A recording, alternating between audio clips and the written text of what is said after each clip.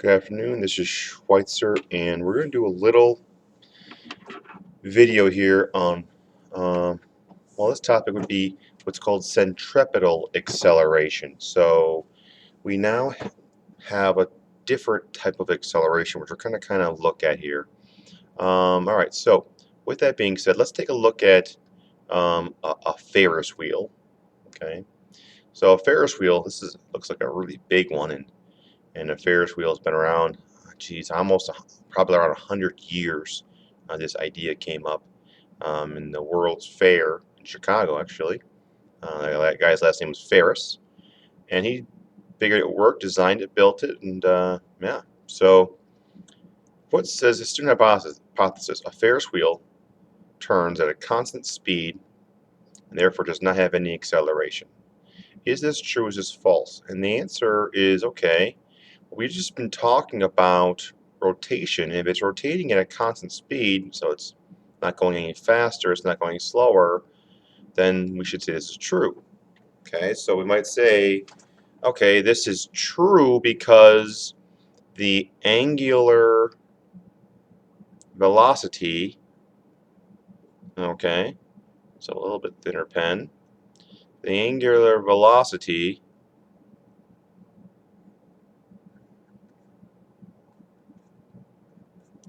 is constant. All right. So that means that this guy is constant, and that means that this guy is 0. All right, so that's true. And the next thing he says, well, this is false. Well, there's this idea that you always hear, and you maybe have thought about this, is that, okay, velocity, okay, is equal to both a magnitude and a direction. Okay, so, all right, that being said, if you're a point on this thing, you're going around a circle, you're constantly changing direction. If this is your rotate point, let's say you put a bucket um, on a swing on a rope, and you're whipping it around, okay, like that. Then as the bucket goes around, yeah, this this bucket is changing direction. So is it changing velocity? Well, if it's a changing velocity, well then this is false. Okay? So even though the velocity is the same, it's constantly changing direction. So this is something that really caused people like Isaac Newton interest, because they say, okay, well, here's the Earth, okay, and we have the moon traveling around it, and his idea is, okay, well, why is the moon turning? You so that there's got to be something going on here, and that something is what we'll be getting into. So, what is the difference between angular acceleration and centripetal acceleration? So, acceleration centripetal is what we're going to talk about, and this will become, in this chapter, we're just really barely just kind of want you to show you this idea. The next chapter will be using it. So, anyways, so really angular acceleration looks at, okay, just the actual change in angle per change in time, per change in angle per change in time. So, and that directly correlates to the actual velocity tangential. I'm going to correlate here, not the same. Velocity tangential, how fast you're moving across this thing. Okay. So the moon has a pretty static um, velocity tangential. It does change slightly, but all right. So, but what would be an example of acceleration centripetal? Okay. So this is a little different phenomenon, and let's clear the ink from here for a second.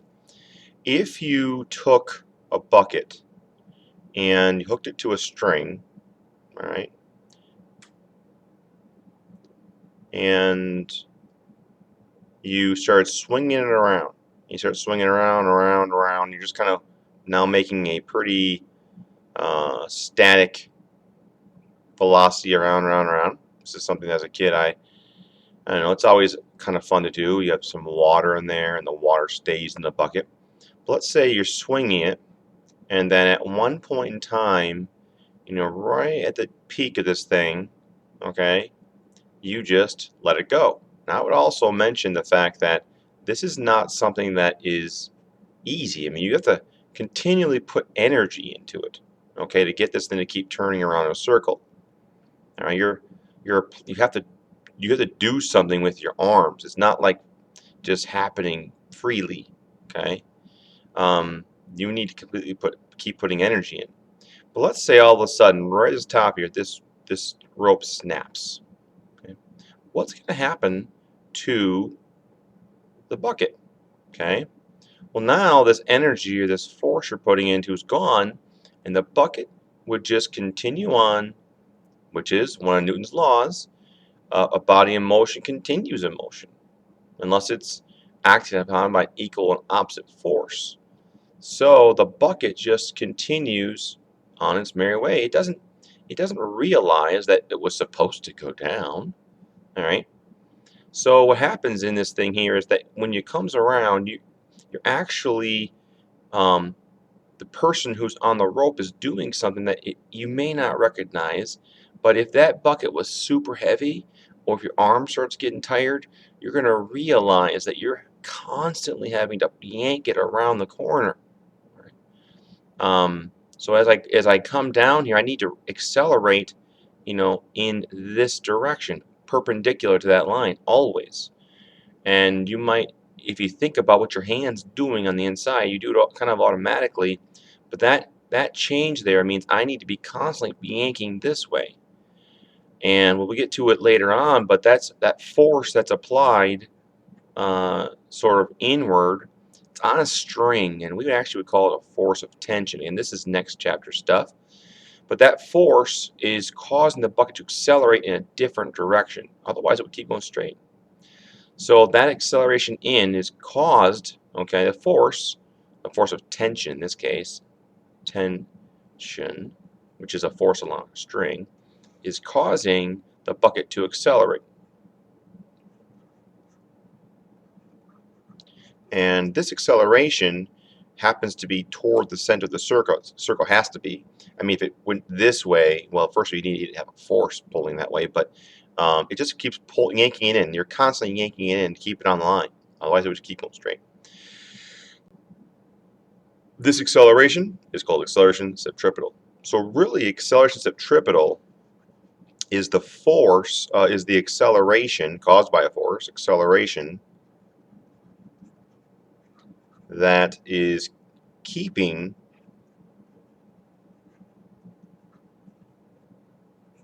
keeping the circular motion.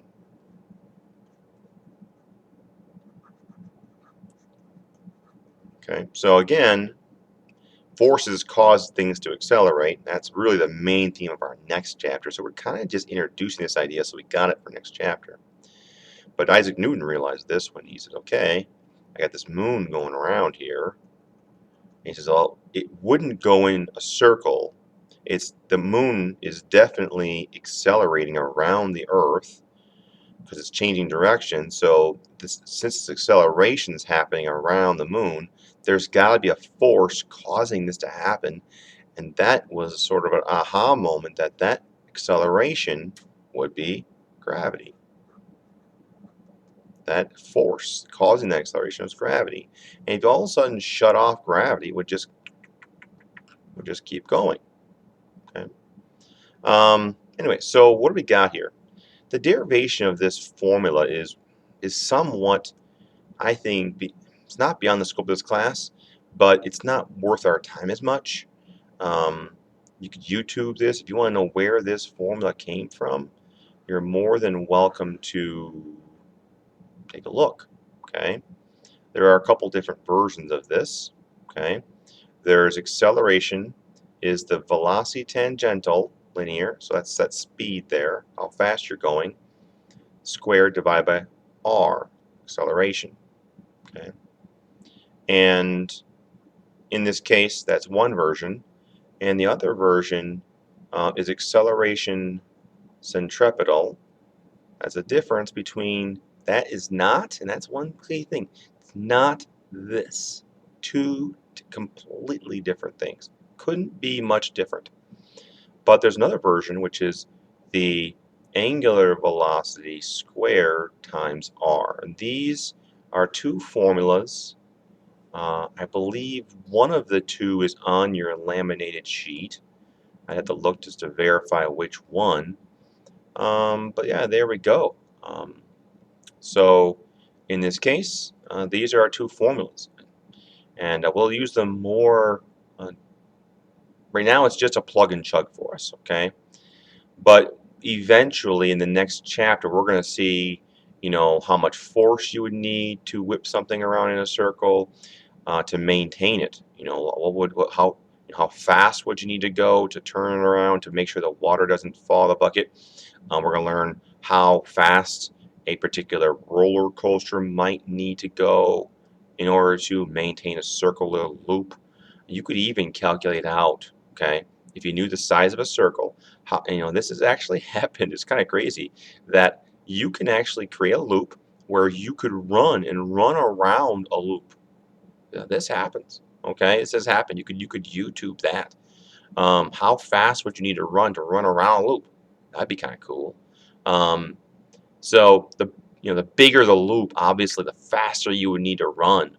Okay, this type of stuff plays incredible roles all around our lives because we're constantly turning. Even if you're on a highway traveling down, and you got to get off, on a loop. So that means that you're now rotating around a circle. Okay. So how fat, how big that loop is is really important because your car needs to be able to put an inward force to stay on that loop. So if they just put a really tight loop there, you need a large force to maintain you going around that circle, or you need to go slower. Okay, and the only thing pulling you in that point is friction with you in the ground. So if they also do these things, these little corkscrew things on the highways, they have big warning signs here saying, by the way, there's a 20-mile-an-hour loop coming around here. I mean, you need to go at least 20 or lower than 20 to make that loop, because otherwise you're gonna have problems. Okay, so you could lose that, and you could just keep your same path, and of course that happens. Even a little something small coming off the side, you could just you see cars and ditches all of a sudden they go this way, and they just keep right on going. On a winter day maybe where you don't have the friction. So either way, these are the two main formulas, and at this point, really, it's just a plug and chug for us. We'll give you some stuff, and you just calculate out this value. It's not until next chapter that we're going to start really applying it. Okay. Um, that's what we got here. And finally, we just have a final review problem of a bunch of our stuff here. Okay. So we're back to our Ferris wheel problem. So let's run through this, and you should pause this out. And again, this stuff, circular stuff, really is a situation where you shouldn't expect it to just all of a sudden be easy. It takes a long time of just, doing it a little bit, giving some time, coming back to it, doing it a little bit until it gets in your working memory. Um, so it took me a long time for all of a sudden I'm like, what was that formula again? I don't remember that formula. So, and I had to rederive it all the time. And I still will rederive formulas so I see how things work. Okay, so let's pause for a second, give this a try, and we'll come back here in 2 seconds to run through these answers.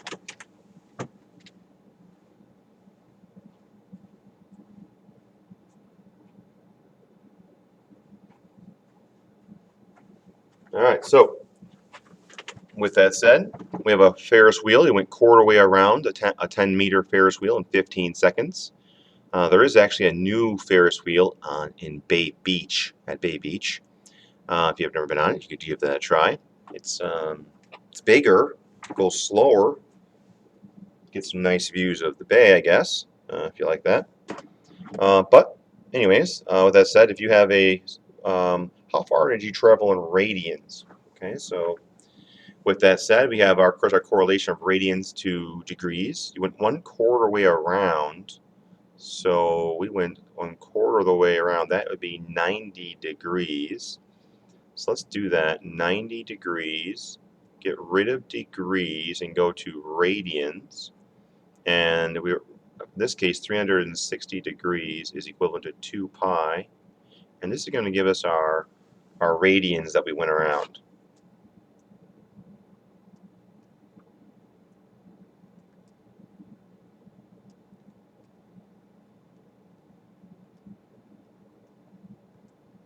And it looks like about 1.57 radians. 1.57 radians. Actually, I don't know if this is it or not, but there's one really big Ferris wheel that doesn't ever stop. It's going slow enough, it's big enough that it just slowly rotates by. It might be in Vegas or something, and you just get on, and there's enough time for you to get on and off. All right, so what's the arc length? So again, this is one formula that I memorize, and for me, I have to constantly remind myself of what it is, and that would be the circumference of a circle is equal to 2 pi r. That now remember, the 2 pi r is to get all the way around the whole circle. So I don't really want that. Circumference of a circle is equal to the radians r. So this is not the circumference, but the distance around with which you traveled. So that would be like from here to here on the circle. Just put your radians in. So it's going to be 1.57, and then my radius is you traveled quarter around the 10 meter Ferris wheel. So that's a really big Ferris wheel. All right, so 10 meters is my radius, assuming that's from here to here, 10 meters. Okay, and at that point, 1.57 divided by 10 is 0.157, 0.157 meters. So you didn't go very far, right? You're just barely moving from here to, here. You're going really slow in this big Ferris wheel. What's your angular velocity? Okay, so my angle I went radians wise was 1.57. So the angular velocity is your angular velocity is equivalent to your angle per time. Okay, and then my angle is 1.57, and of course your time is 15 seconds. So 1.57 divided by 15, 1.57 divided by 15 is 0.104 radians per second. 0.1 basically. And that's radians per second. What's my angular acceleration? Well, because you're not changing the rotation here, it's at a constant, it would appear, then this would just be 0. What's your centripetal acceleration? So, what's the we have these bars here are pulling you down and around,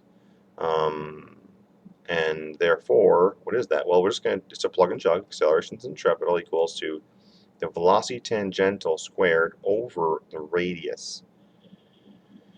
Okay, so the velocity tangential is this guy right. Did we do that? We did. Oh, we didn't do that yet. Okay, so um, let's do that quickly. So here now, remember, what's the formula for that? Again, when I was just getting into this stuff, I had to always regenerate that. So I know that the distance traveled around the circle is the the radians times r, and remember the velocity tangential is just distance divided by time. So the distance traveled is that, and then the time is here, and this is our now velocity tangential. Okay, so that would be perfectly good to use. We have all that stuff. We could, however, do an abbreviated version of those two together, which is angular velocity times r. Okay. So we need that to go into here. So the angular velocity of this guy is going to be, I'm just going to use that right here, 0.104 times r, which is 10. So we're back to the 1.04 radians per second, second. And then that we're going to plug into here. So 1.04 squared divided by the radius of 10. And this is going to give me my acceleration centripetal. Okay. Now, there's two different formulas, as I mentioned. You could choose which one you want to use for acceleration centripetal. But this one's going to be 1.04 squared divided by 10 is just 0.108. Alright, so this guy here is equal 0.108, and this would be, now it does have a unit of, in this case, centripetal, so acceleration, so it would be radians per second squared. That would be our units on that guy, 0. The other version you could do would be the angular acceleration is equal to the acceleration centripetal would be the angular velocity squared times r. That was given on the last page, which is right here. All right, so either one of these guys should give you the same answer. And I believe that is the end of our little video. Okay, so just wrapping things up here. Last little video, I think, of this particular note-wise, would be a summary of all the little formulas that we have here. And there we go. Thank you very much.